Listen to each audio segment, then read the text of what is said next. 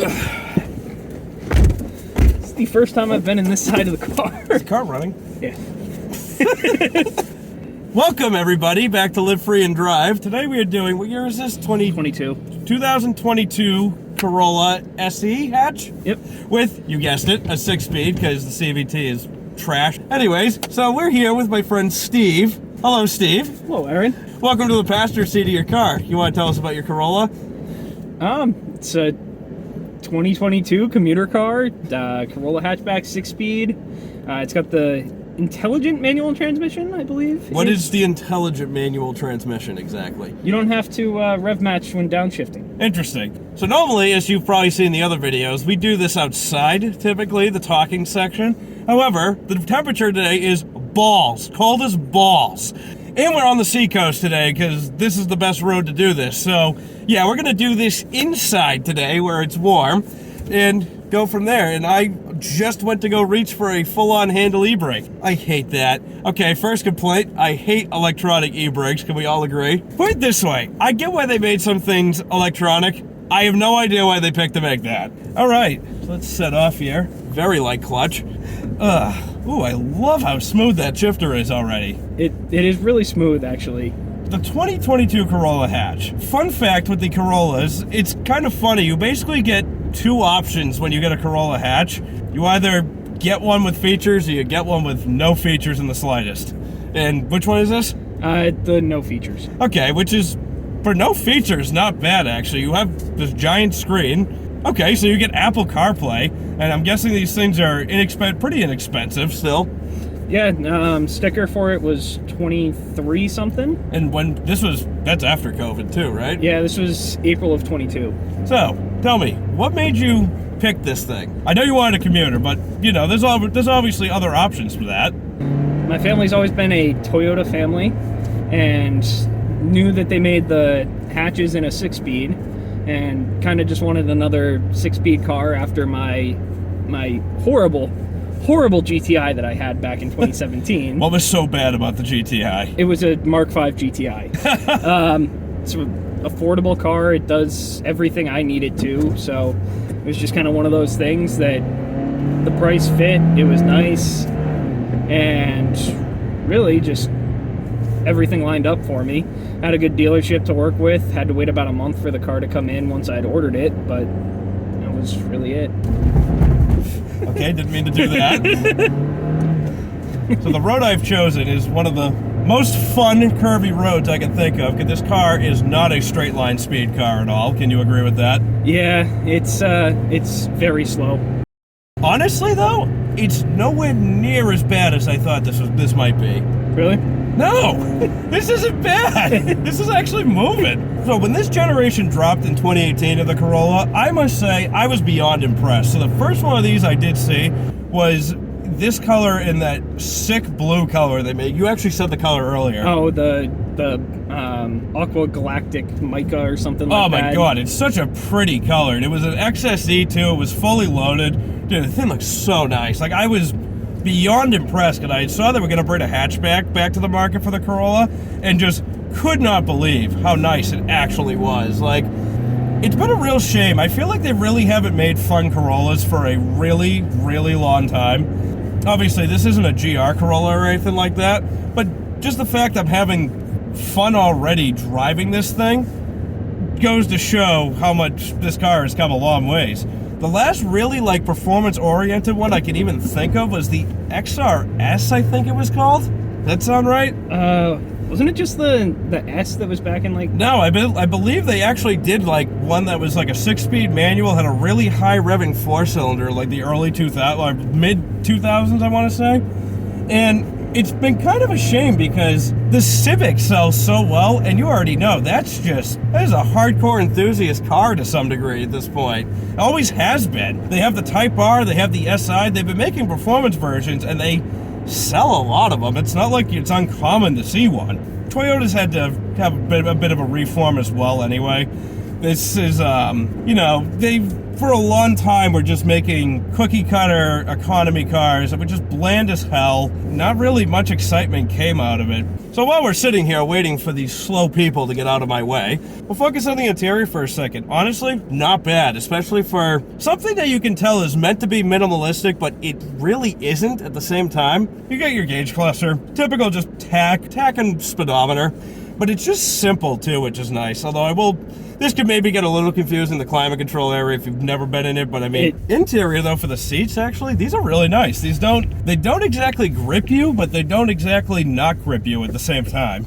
Put it this way, definitely in the corners, I can feel myself using my knee. Yeah, they're not bucket seats by any means. What is the overall horsepower rating of these cars? Like under 200? I think it's like 185. Honestly, the pickup's fine. Like it's definitely like, almost like trying to think of what I could compare this to.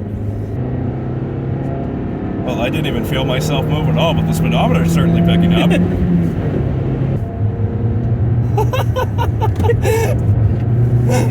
Wow, that was pretty good. This is a real test of a car. Oh, the traction kicked in. Oh my god, I love this car. I actually love this thing. This is a perfect example of a cheap daily driver car that you could actually really have a good time at an event, like a driving event. Yeah, I've seen people autocross and track them, do all the typical stuff, and they do pretty well. They handle decently.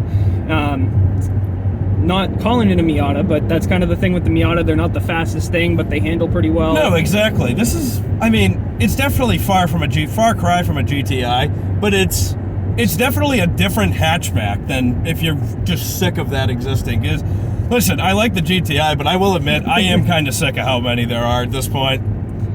And that's not why this car was built. Right, exactly. This is still meant to be a commuter. Dude, the whole theme of this car is it's nice. It's like 69. It's nice. It's comfortable. It's not bad at all. And like, I just love it too. Like, this is, like I just said, it's like, this is like such a little hidden gem of a car, to tell you the honest truth. Yeah. The steering feels really responsive. The shifter, like I said, is just absolute butter. Dude, this is awesome. The biggest thing I have is the throttle response is not the greatest. Let me tell you right now. Yeah, it definitely takes a minute to find its voice. Yeah, I guess is the way to describe it. Especially with starting out, sometimes it's like if you barely blip the gas, it'll go through and raise it up to 1500, 1800 where you need it to be. Yeah. Otherwise, other times it just won't even move, and then you give it a little more, and it ends up going to like $3,000. It's just, that's the one gripe I have with the car. I've seen clips of this car with just kind of basic exhausts on it. They have. Do they sound good or shitty? They actually sound pretty decent. Okay. So there's a what are the two? They have a Remark, and then I forget the other exhaust that they make, but it's there's a couple that they're pretty decent. They're relatively expensive for a Corolla. Yeah. I think they're about $600, but they're pretty decent sounding exhausts for a 2-liter naturally aspirated commuter car. Let me try this IMT now, actually, while I'm thinking of it. So how does this work? Make it any different? So you don't have to rev batch. Okay. So if I just clutch in, it'll do it for me? Yeah, so if you clutch in and shift it to second. I don't know if I like that or not. You usually just have to give it like a little bit longer than you would as just if you were aggressively driving it. Yeah, that was interesting. Hang on a minute. Let me try that again. Go from 4 to 3 to 2. Go from 4 to 3 to 2. Okay. Okay, that was pretty graceful. Interesting. Yeah. Oh yeah, I was definitely the problem earlier. I held it for too long, but wow, that's actually, it's kind of cool. I'm impressed by how well it responds. Like, yeah, like that was pretty immediate in comparison to what it could be. But no, that's actually pretty cool. Okay, I don't know if me personally I'd use that or not, but that's overall though. No, this definitely gets a thumbs up from me. This is a great car. Does the job of what it needs to do. Yeah, it really does. And in a fun manner, too. If I had this, say like I had this, was like, you know, I couldn't afford the Mustang or something, or like hadn't bought it yet or anything like that, I wouldn't totally hate my life driving this car while I saved up for what I wanted.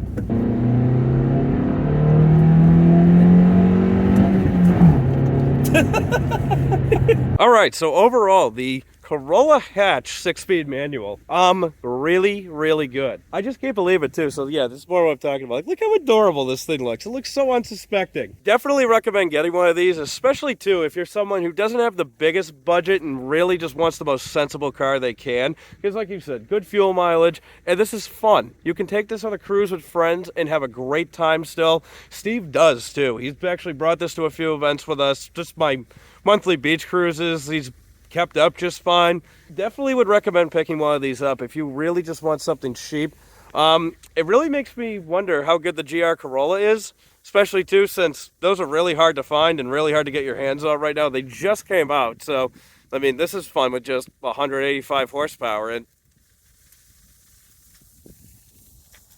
oh, look at that. There's one right there. Well, hello, sir. Hey, how are you? Oh, you know, when did you get this?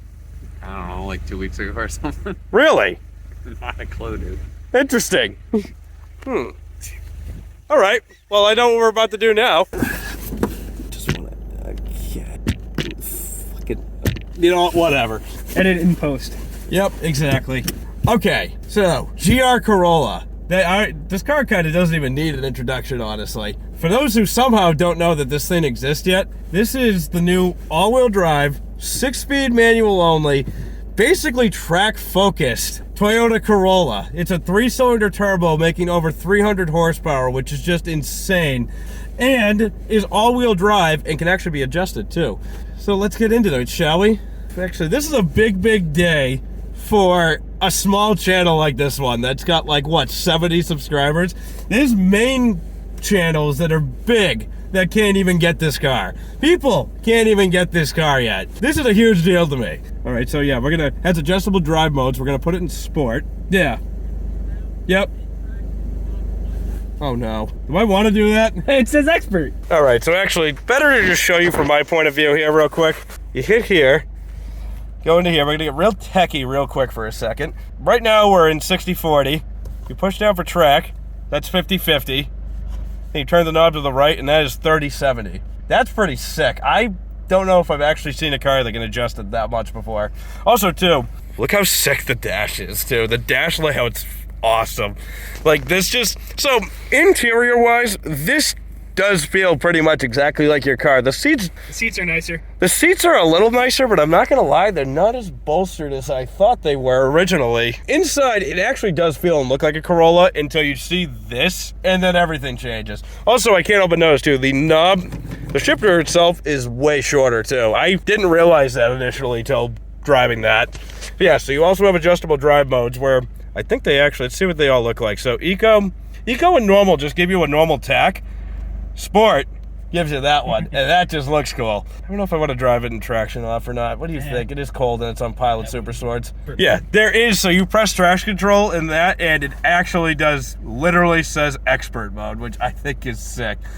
All right, without further ado, let's go. Wow, really grabs really low. This thing is exponentially louder too. Oh yeah. Whoa. Wow. Okay, that's really different. Okay, so already right out of the gate, this isn't even close to the same car. I obviously knew I was going to be driving this car immediately after yours. That whole last part of that video was a gimmick. But it's like, yeah, no, I was really curious to see. Oh my God, what? Dude, I just knew that there was a crosswalk there.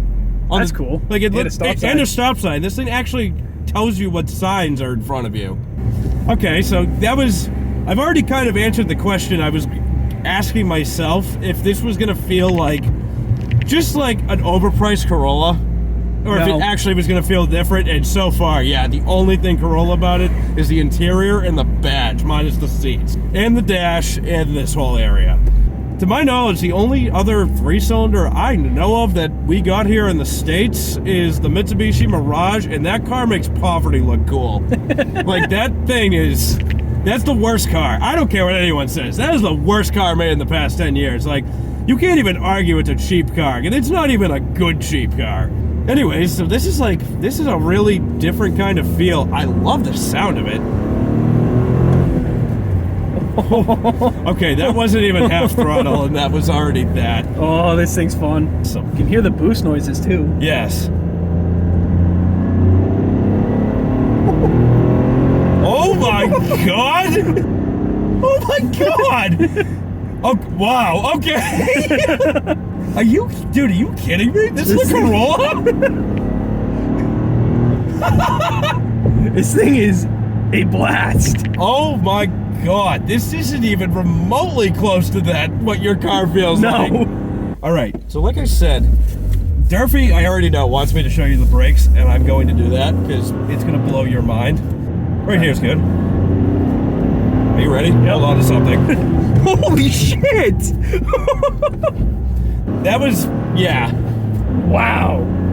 Yeah, it just, yeah, it's ridiculous. Again, this comes in a Toyota Corolla. But just want you to remember that, everybody. The shifter in this one already feels so much tighter. Like, the other one's really smooth, crisp shifts.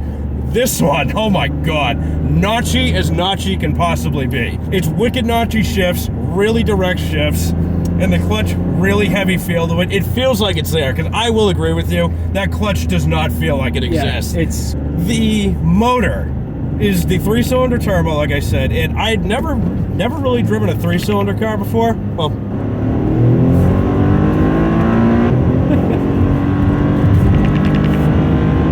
oh my god, that was insane. So the 3-cylinder, it sounds so cool too. I had no idea what a 3-cylinder would sound like. 4-cylinder, kind of crappy sound sometimes, kind of hard to get a good noise out of. That's why I said what I liked about Steve's is the fact that it was a really grunty sounding, no exhaust 4-cylinder sound. This is like, it almost sounds like an inline 6 to me.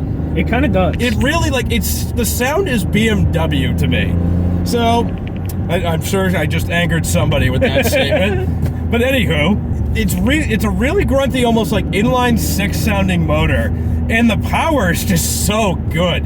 There's actually people, to my knowledge, that have already gotten these cars to like 500 horsepower, which in a tiny 3-cylinder is insane. Biggest overall appearance look from the car is this thing looks so cool.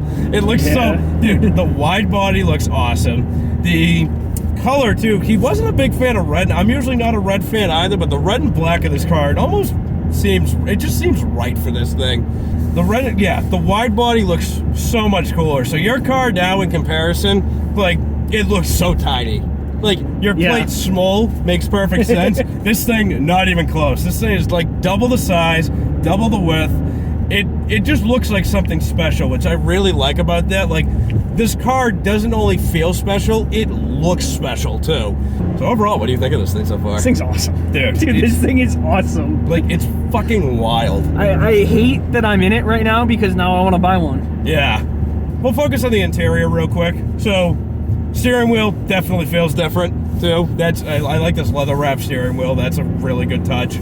Focusing on the interior while I'm waiting for this slow ass to get out of my way. The interior, really the only differences over your car. So like I said, I will admit the seats, while they definitely have a little more bolster, they're actually nowhere near as different as I thought initially. Like, they're actually, like, I will admit, I thought they were going to be better. Yeah, obviously the digital dash is specific to this car as well, but overall, it's still a Corolla inside. You have an actual handbrake in this car. Yeah. So I'm going to hit my favorite corner in this car.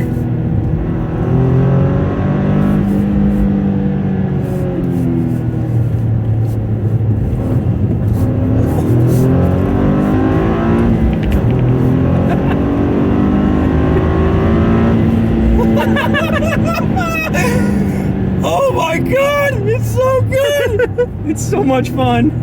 Oh my god, it's so good. I want to say more, but I'm so distracted. Like, you could listen to that all day. Yeah. Oh my god. It makes boost noises. It's just so much fun. So actually, quick little subject to type on. Normal driving, really easy too. Again, it's heavier than a Corolla, but it actually is like, it is still, you can definitely feel like it still is meant to be driven a lot. Like not really have to think about it too hard. Comparison, actually, he gave us a good comparison of his car to that one. He's right. I actually noticed too, when I opened the hood earlier to take the engine bay shot, I noticed it was lighter. I didn't even realize I went as far as to get rid of the insulation under the hood, which that's actually pretty wild. And he said too, he's probably not wrong. He's like, it feels like there's less sound deadening in this thing too. And he made a really good point that I didn't even realize. There's no center console here. And it's more than likely because the shifter's so short, which that actually makes sense because you'd have to like do that. one of these. Everything, like every little thing matters in this car. Yeah. So that's like, that is like, oh my God, that's just, it's crazy to see how different these are. The lug pattern's even different on this from that. So it's 5x114 on this, and you said it's 5x110 on yours? 5x100. 5x100, so even, that's actually huge. Yeah. So yeah, you can't even just fit the brakes onto that, because he brought up a good point. It'd be great to have that car with a little, maybe even a little more power, but with the bigger brakes. Another cool thing too, so it has the 3 exhaust tips like a Type R does. They're definitely wider space, which I like. I don't think it looks as stupid as a Type R, if that makes sense. Like, yeah, because it just looks kind of weird how they're all center and kind of clumped together to me on a Type R, but these are all spaced out nice and even. And the back pressure one for the middle is completely active. He said he actually could see it from behind, that it was actually opening, closing, doing what it's supposed to do. Yeah, so we're gonna try to get out of here with some fun and maybe even a, oh my God. Wow, that was different. Didn't work quite like you thought it was. No, it's very different.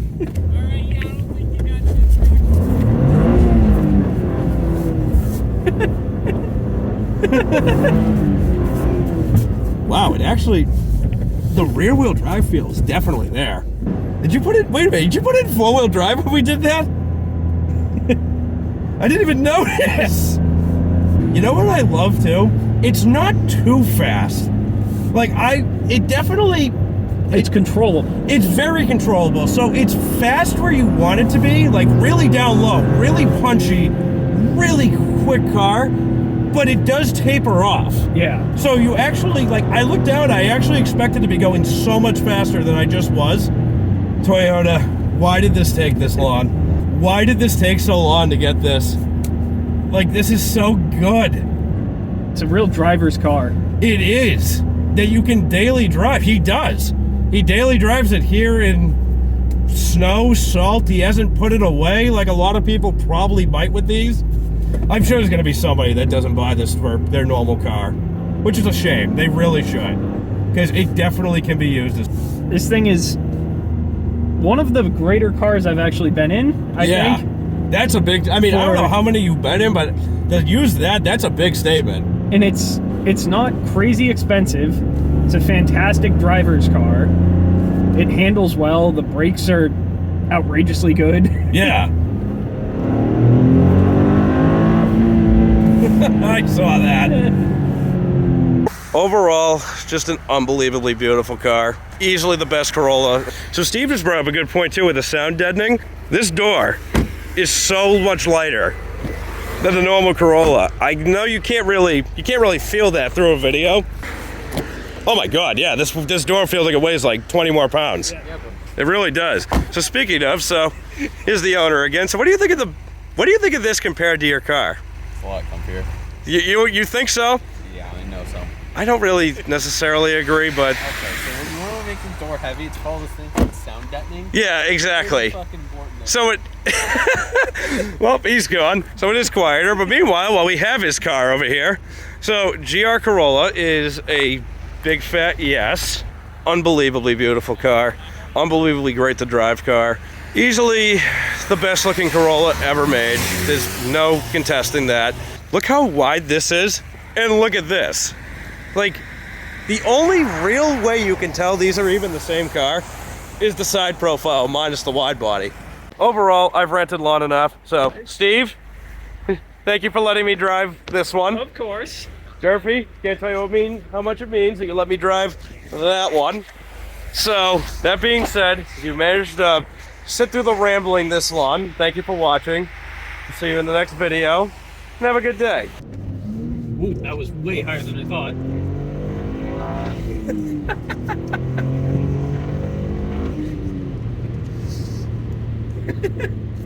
Slight difference in your car? Yeah, a little bit.